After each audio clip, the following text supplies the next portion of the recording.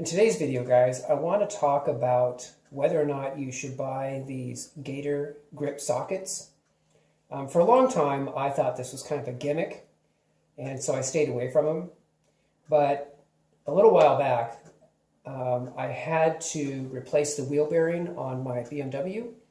And in order to do that, I had to remove 6 of these E12 star bolts that connects the axle shaft to the rear differential.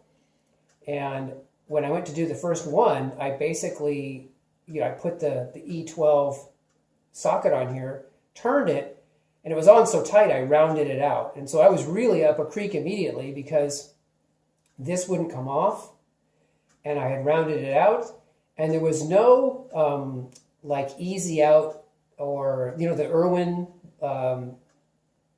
removal tools that you can, those removal sockets. I have those as well.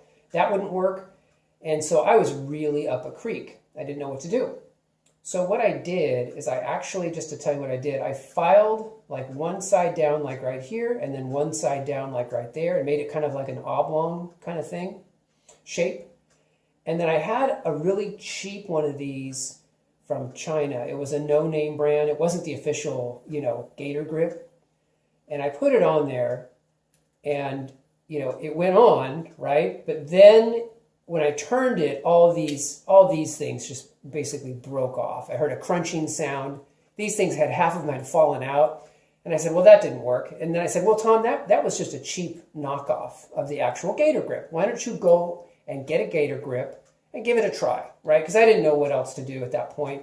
I didn't really want to start drilling and stuff. So what I did is I got a Gator Grip, okay, and I put it on, and I sprayed it down with lots of penetrating oil, put it on, got the extension, and I'll show it to you from this angle. It really gripped pretty well, and unbelievable, believe it or not, it started to turn and it came off. So that's my experience with the Gator Grip. In other words, I damaged one of the pins a little bit in the process because I really put a ton of torque on it.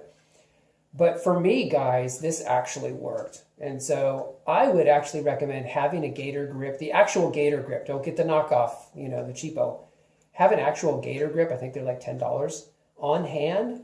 And then that way, if you're in a similar situation where you're dealing with a bolt that is just really nasty and isn't going to be, you're not going to be able to get it off with like one of those Irwin.